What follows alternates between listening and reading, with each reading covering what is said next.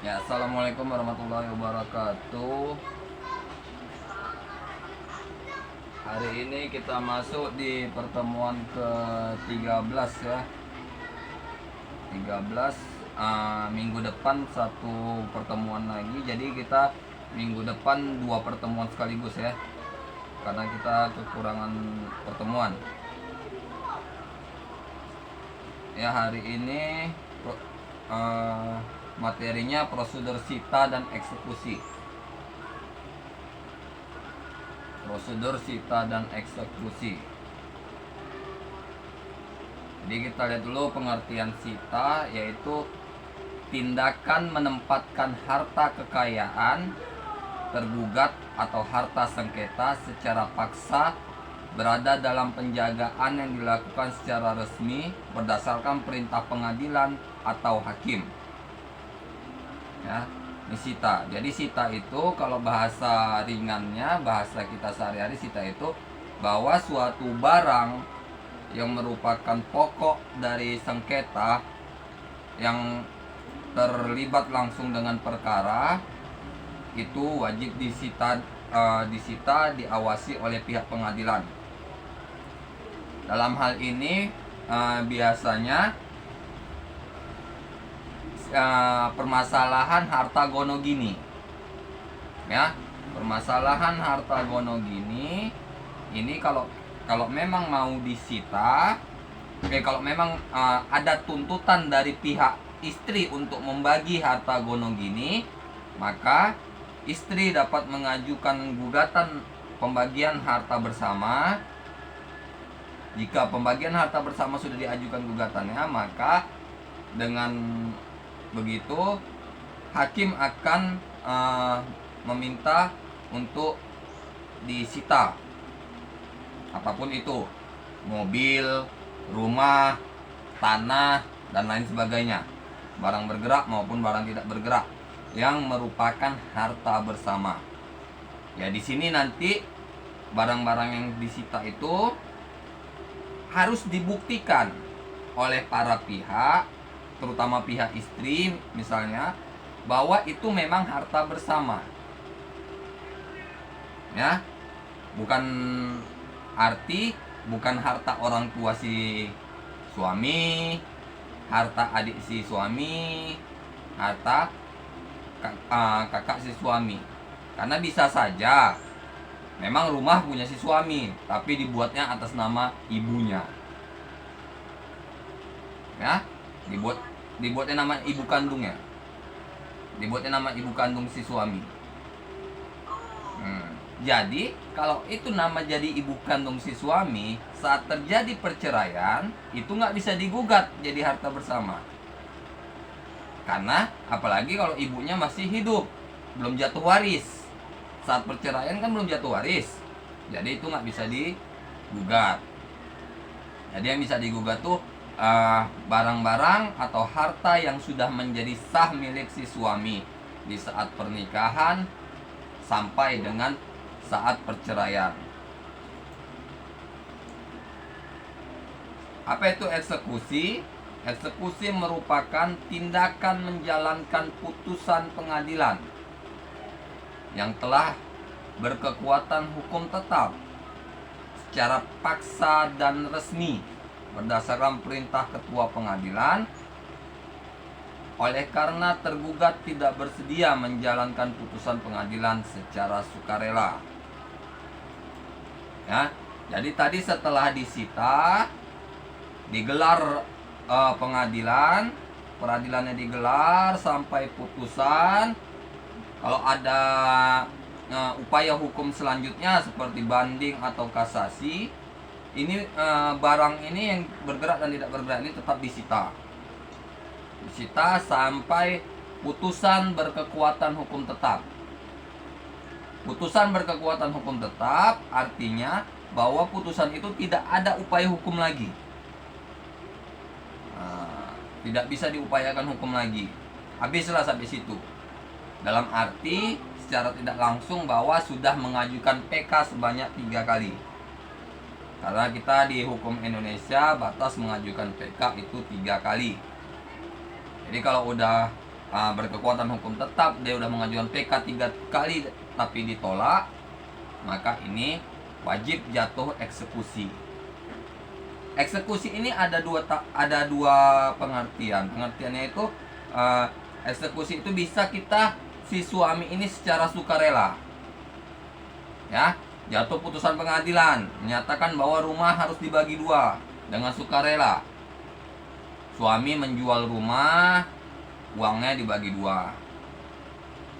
Bisa juga si suami berkeras, nggak mau dijual rumahnya, atau dijual rumahnya tapi dengan nggak niat, nggak serius. Jual tapi nggak masang iklan, cuman masang pelang di depan pagar, nggak masang iklan, itu kan namanya nggak serius, nggak ada usahanya. Nah itu, jika terjadi seperti itu, pihak dari istri atau penggugat dapat mengajukan eksekusi kepada pengadilan untuk menyita barangnya tersebut, rumah misalnya tadi kan. Jadi jika sudah dijatuhkan eksekusi, pihak pengadilan akan memberikan somasi lah, dia bilang, berikan somasi untuk menjual sendiri barangnya atau negara yang menjualkan. Ya, kalau negara yang jualkan ya sebatas berapa yang laku, nggak akan sesuai perkiraan kita, ya kan, sebatas wajarnya lah dibilang orang itu kan nanti masuknya ke lelang, dimasukkan ke lelang negara di atas nama pengadilan agama, dilelang, uangnya barulah dibagi 2 antara suami dan istri. Apa tujuan dari sita ini? Yang pertama, agar penggugat tidak ilosioir.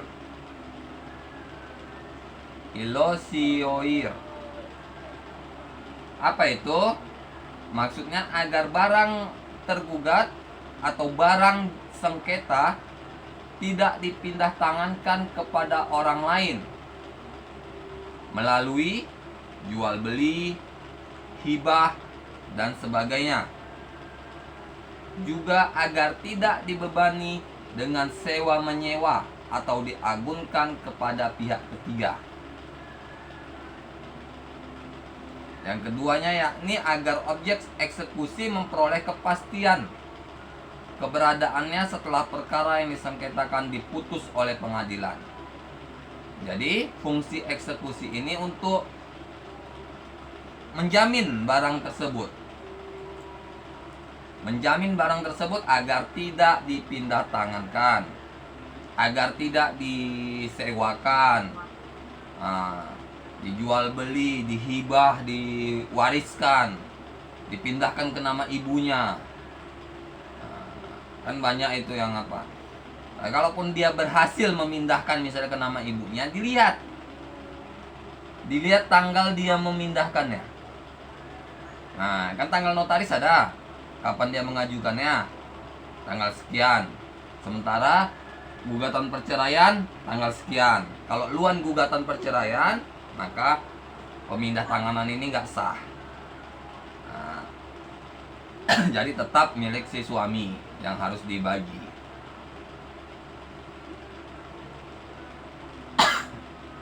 Ada tahapan pelaksanaan sita. Yang pertama, tahapan persiapan sebelum melaksanakan sita. Ada tahapan persiapan sebelum melaksanakan sita. Apa itu? Langkah-langkah apa yang terdapat di dalamnya? Yang pertama, mempelajari dan memahami penetapan ketua majelis tentang objek barang yang akan disita. Ya, jadi nanti di sidang pengadilan pun hakim menjelaskan, ya kan, penggugat udah membuat nih rincian barang yang harus disita. Jadi kan bisa jadi pengertian dari penggugat dengan hakim itu berbeda. Jadi nanti dibacakan hakim di sidang bahwa barang-barang yang akan disita adalah ini. Menurut pernyataan yang saya nyatakan barusan, mana yang tidak sesuai dengan penggugat, silahkan direvisi. Nah, revisilah kalau ada yang tidak sesuai. Nah, misalnya kurang, misalnya salah, misalnya ini kebanyakan dia salah pengertian. Ya, salah pengertian biasanya di ukuran tanah. Nah, misalnya 100 hektar bisa terbaca mungkin 10 hektar, bisa terbaca berapa hektar gitu ya kan, 10.000 kan, macam-macam. Kadang kan hakim ini juga matanya juga nggak awas, atau biasanya memang ruang-ruang sidang ini gelap ya. Jadi kalau ada kesalahan itu wajar, itulah harus diperbaiki. Yang kedua, merencanakan dan menentukan hari dan tanggal pelaksanaan sita. Jadi setelah dibaca tadi, ditentukan kapan nih mau dilaksanakan sitanya. Biasanya sita itu dilaksanakan secepatnya setelah permohonan diterima oleh hakim. Jadi kalau hari ini dibacakan hakim, ya Pak Hakim, kalau bisa sore ini disita. Nah, langsung. Kan biasanya sidang itu antara pagi sampai siang. Jadi sore ini disita. Kalau udah dibilang gitu, hakim akan mempertimbangkan dari segala aspek. Kalau memang diizinkan, kalau memang dimungkinkan, maka hakim akan meminta kepada ketua pengadilan untuk melaksanakan sita dengan ditemani oleh Satpol PP atau polisi agar tidak terjadi keributan. Yang ketiga, melakukan penghitungan tentang biaya proses dan biaya pelaksanaan sita, meliputi biaya pemberitahuan kepada para pihak, upah-upah, biaya sewa kendaraan, serta biaya PNBP.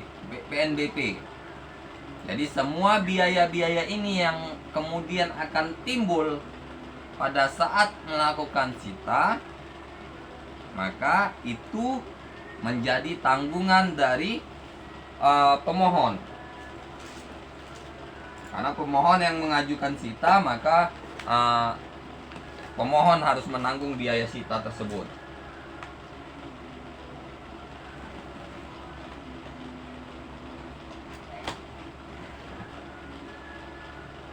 Ya, jadi kadang biaya sita ini diminta di awal. Ya, kalau diminta di awal, kalau klien kita seorang istri, maka harus siap mengeluarkan biaya-biaya untuk sita ini, biaya pelaksanaan sita. Karena kan kalau melakukan sita ini bukan 1-2 orang, ya. Pihak pengadilan memanggil polisi juga butuh biaya, memanggil Satpol PP juga butuh biaya, ya. Juga memanggil aparat pemerintahan setempat juga memenuhi biaya. Yang keempat, menyiapkan berita acara pelaksanaan sita sesuai dengan jumlah objek yang akan disita. Ya, ingat ya, menyiapkan berita acara penyelenggaraan sita sesuai dengan jumlah objek. Jadi berapa objek yang disita, segitulah berita acaranya.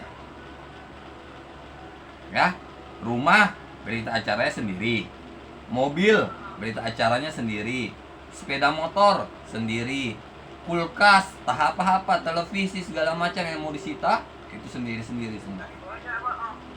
Hah? Iya, memang iya. Kalau si istri menulis semuanya memang jadi banyak. Suratnya harus masing-masing karena setiap benda yang akan disita itu memiliki nilai ekonomi berbeda. Ya kan? Nggak bisa disamakan. Karena nanti kan ujung-ujungnya yang dimohonkan sita ini ya dibagi dua, dijual dan dibagi dua. Jadi dari surat sita inilah nanti dijual ke lelang, Nah, nanti hasilnya baru dibagi dua. Nah, prosedur penjualan tanah misalnya atau rumah dengan penjualan mobil kan berbeda. Nah, pajak-pajaknya pasti berbeda. Jadi nggak mungkin disatukan. Ya kan? Pajak tanah dengan pajak mobil pasti berbeda. Pajak jual beli tanah dengan jual beli mobil pasti berbeda. Berapa takarannya, berapa baik. Karena undang-undangnya sudah berbeda. Ya kan? Nah, jadi apapun barangnya sekecil-kecilnya, bahkan kalau istri menyebutkan misalnya ada rantai di lemari tersebut, nah itu juga harus dikasih surat. Ya kan? Ada rantai saya ketinggalan Pak Hakim di lemari. Ada kotak perhiasan saya Pak Hakim ketinggalan di lemari. Lupa saya bawanya waktu diusir suami. Nah, itu juga harus disita. Jadi setiap yang disita, barang yang disita itu ada pertanggungjawabannya. Supaya apa? Supaya ada nilai eksekusinya, nilai sitanya ada terhadap barang tersebut. Ya. Jadi klien kita minta apa yang disita, itu yang kita buat. Ya. Biasa itu pasti barang-barang berharga. Kan rumah, atau kalau enggak kalau kebanyakan misalnya ada TV, kulkas segala macam, rumah dan seluruh isinya. Jadi pada saat nanti sita, pertama kali yang dilakukan orang pengadilan itu memfoto ruang tamu, kamar tidur, kamar mandi, segala macam difoto. Jadi saat difoto pertama kali dengan difoto pada saat sudah berkekuatan hukum tetap, itu harus sama. Jika terjadi perbedaan, maka itu nanti akan diminta pertanggungjawabannya. Misal TV di rumah pertama waktu sita 43. Nah, saat udah eksekusi tinggal 29, mengecil TV-nya. Nah, kan ketahuan. Ya kan? Pasti ditanya, ini kok lebih kecil? Ini foto kami lebih besar. Nah, jadi hal-hal sekecil itu pun nanti akan menjadi pertanyaan, akan menjadi masalah. Maka kalau sudah dijatuhkan dia sita, maka semua menjadi pantauan si hakim. Motor misalnya. Jadi kalaupun nanti misalnya motor atau mobil udah jatuh sita, itu nanti dikasih plang, dikasih stiker pengadilan. Kalau udah ada stiker pengadilan itu, kalian mau jual kemanapun gak akan laku tuh mobil. Berarti untuk sementara mobil itu adalah milik pengadilan. Ya kan? Walaupun STNK BPKB yang nama kita, tapi kalau udah ada plang pengadilan di situ, plang sita eksekusi pengadilan, maka kita jual pun nggak akan laku. Walaupun kita tunjukkan ini BPKB-nya loh, nama saya, ini KTP saya, nggak beda. Tapi dilihatnya ada stiker eksekusi di situ. Kalian berkeras kayak manapun nggak akan mau dia menerima. Dan jual murah sekalipun nggak akan mau dia. Ya kan? Karena kalau diterimanya dia akan jadi masalah, berurusan sama polisi. Selanjutnya, mempersiapkan peralatan yang dapat membantu kelancaran pelaksanaan sita. Ya, seperti papan, triplek. Ya, jadi kalau rumah yang disita itu ditaruh tiang pancang. Ya kan?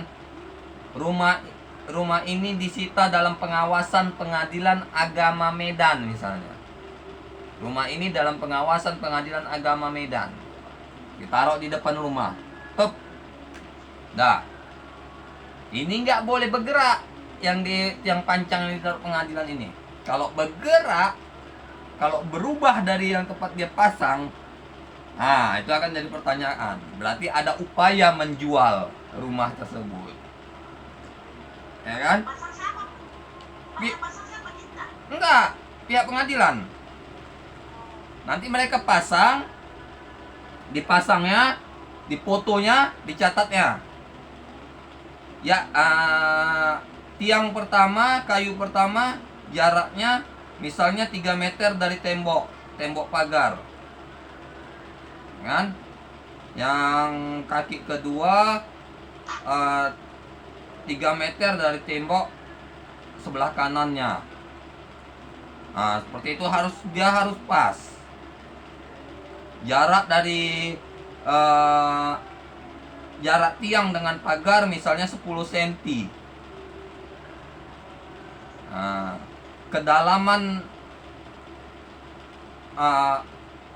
penanaman tiangnya misalnya 30 cm. Itu harus pas semua. Jadi kalau ada perubahan dia sedikit saja akan menjadi pertanyaan. Berarti ada upaya yang dilakukan pemilik tanah untuk menjualnya. Ada juga mengadakan koordinasi dengan pihak-pihak terkait yang diperkirakan objek sita membawa dampak bagi masyarakat. Ya kan? Jadi kalau sitanya tanah misalnya, tetap harus mengundang kepala desa atau lurah atau kepling setempat. Kenapa? Kadang pemilik rumah nggak mau nih dipasangi pelang sita. Ya kan? Kalau kita berkeras jadinya ribut. Ya, makanya dibawa aparat, dibawa tokoh masyarakat setempat. Ya kan? Karena kan banyak juga kita lihat di TV-TV kalau yang pasang sita-sita itu malah jadi ribut. Ya kan? Malah jadi rusuh. Pertikaian warga. Jadi yang harus didekati pertama itu warganya melalui kepala desa, lurahnya, entah segala macam didekati dulu. Kami akan melaksanakan sita eksekusi ke sini. Harus dibilang semuanya. Kalau kita tidak melapor, pihak pengadilan tidak melapor akan melakukan sita, maka kalau terjadi kerusuhan nggak tanggung jawab aparat setempat. Ya, sebagai contoh misalnya, polisi menangkap ini pemakai narkoba di suatu lingkungan aja, yang dicari keplingnya dulu, nggak langsung tangkap. Ya kan? Itu ada prosedurnya dia. Kecuali ada upaya melarikan diri, memang harus ditangkap tangan. Ada upaya perlawanan yang harus memang segera ditangkap tangan, baru setelah ditangkap baru tetap lapor ke pihak pemerintahan setempat. Kalau enggak akan menjadi masalah. Ya. Selanjutnya ada di pelaksanaan sita. Pelaksanaan sita yang pertama, jurusita berangkat ke tempat objek sita bersama 2 saksi, berkoordinasi dengan pejabat kelurahan atau desa, pihak keamanan dan penggugat. Ini yang saya bilang tadi kan. Jadi jurusita itu datang ke tempat lokasi barang yang ingin disita, harus ada 2 orang saksi. Ya, saksi biasanya diambil dari warga setempat. Berkoordinasi dengan pejabat kelurahan atau desa. Ya, bisa dipanggil lurahnya atau lurah menunjuk keplingnya. Terserah. Berkoordinasi juga dengan pihak keamanan setempat. Udah dipanggil juga polisi misalnya, Satpol PP, panggil juga Linmas. Kan ada Linmas di setiap wilayah itu, atau Polmas.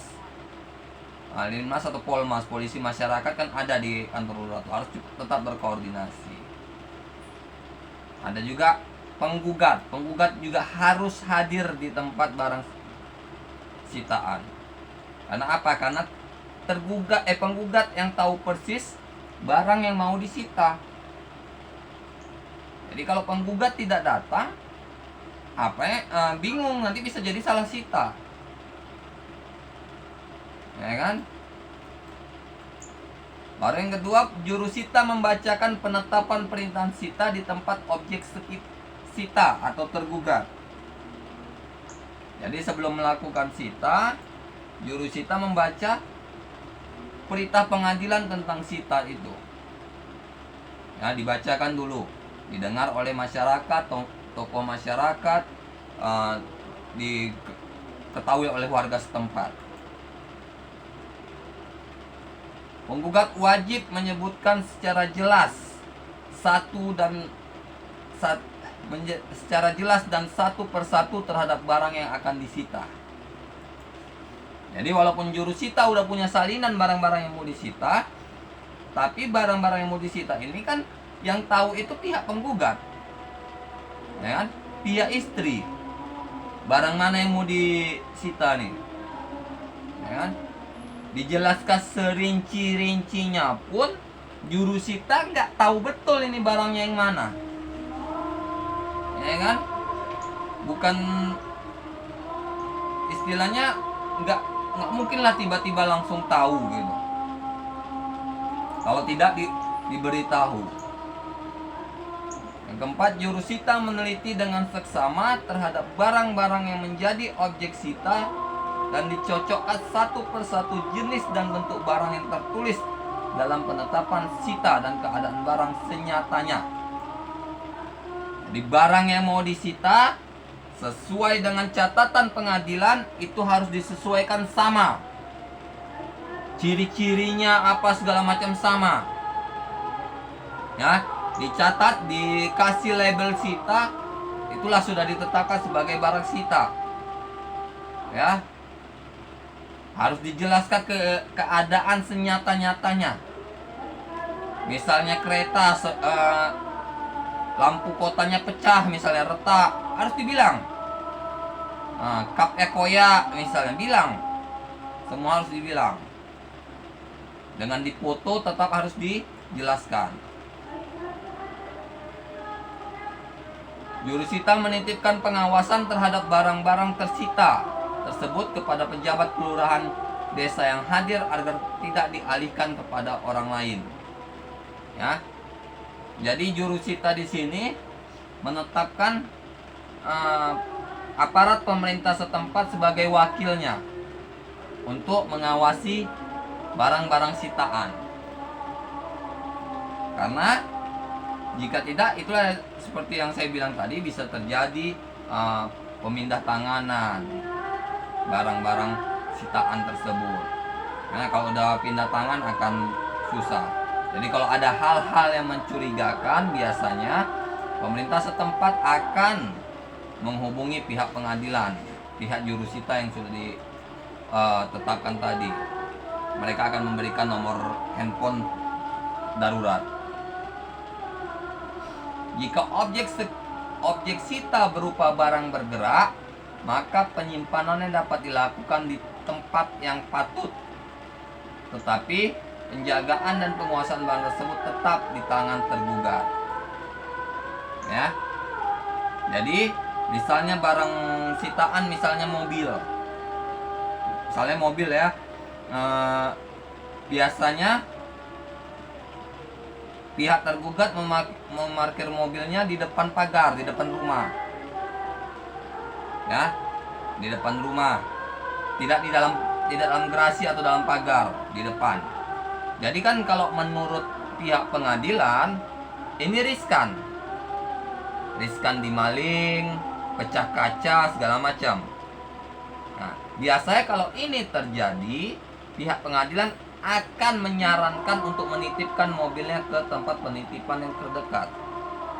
Tidak disita, tapi dipindahkan dengan biaya ditanggung oleh negara biasanya. Dipindahkan ke situ, pokoknya tempat yang aman. Nah,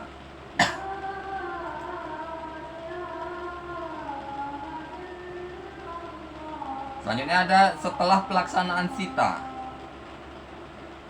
Setelah pelaksanaan sita, jurusita membuat salinan berita acara penyitaan, lalu melaporkannya kepada panitera dan ketua majelis dengan menyerahkan salinan berita acara sekaligus petugas pencatat register sita. Jadi setelah penyitaan dilakukan tadi terhadap semua barang-barang yang ditentukan, ya, jadi jurusita ini membuat laporan kepada panitera terhadap barang-barang yang sudah disita, dibuktikan dengan berita acara dan foto-foto yang diambil pada saat pelaksanaan sita. Jurusita mendaftarkan salinan berita acara sita kepada kepolisian setempat. Jika barang sitaan berupa motor atau Badan Pertanahan Nasional setempat, jika barang sitaan berupa sertifikat, atau kelurahan desa setempat jika objek sita tanah yang belum bersertifikat. Pendaftaran salinan berita acara tersebut menyebut hari, tanggal, jam, dan tahun. Ya. Jadi ingat, kalau barang sitaan itu berupa sepeda motor atau kendaraan bermotor seperti mobil, tetap dilaporkan ke kepolisian setempat. Ya. Jika berupa tanah, ke BPN, Badan Pertanahan Nasional. Jika berupa tanah tapi belum terdaftar di BPN, maka kepada kepala desa kelurahan setempat, karena kelurahan lah yang tahu batas-batas tanah tersebut. Jurusita memerintahkan pejabat penerima pendaftaran untuk melakukan pengumuman sita agar diketahui umum dan pihak ketiga. Nah, jadi sebelum melakukan sita ini tetap harus diumumkan supaya sita ini menjadi hasanah publik. Jadi jika terjadi masalah banyak saksi, ya kan? Jangan secara tertutup.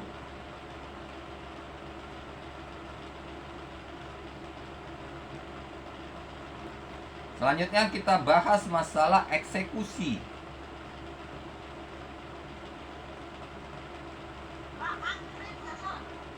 Oh iya. Sikit lagi.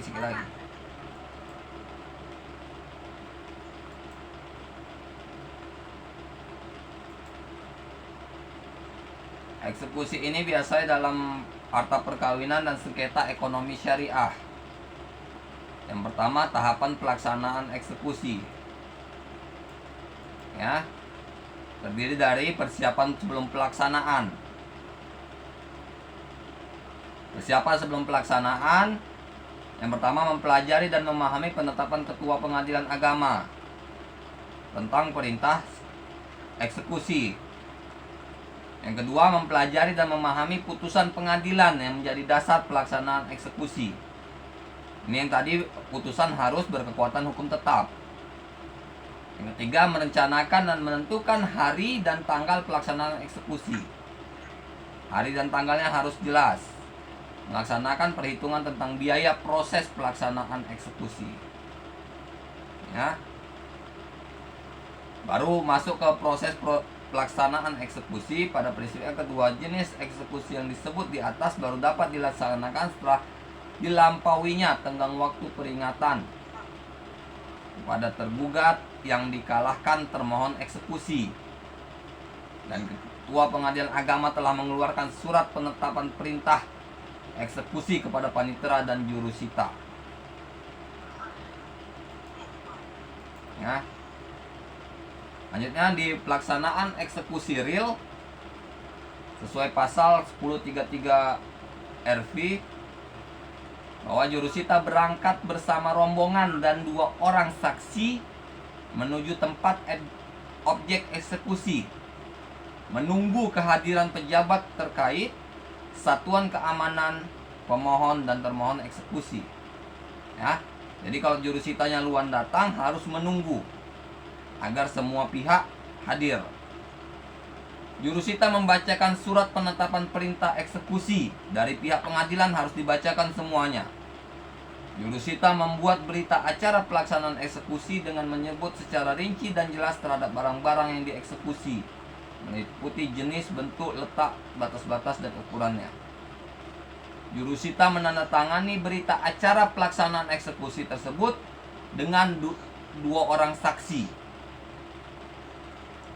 Jurusita menyerahkan barang-barang eksekusi kepada pemohon eksekusi. Jurusita membuat salinan berita acara eksekusi sebanyak 2 rangkap disampaikan pada Ketua Pengadilan Agama sebagai laporan kepada pemohon dan termohon eksekusi, kepada petugas register eksekusi dan arsip.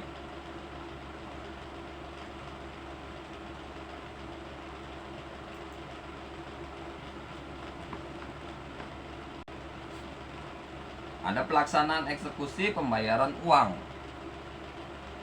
Yang pertama, bahwa Ketua Pengadilan Agama membuat penetapan perintah peringatan pada tergugat yang dikalahkan atau termohon eksekusi agar melaksanakan putusan.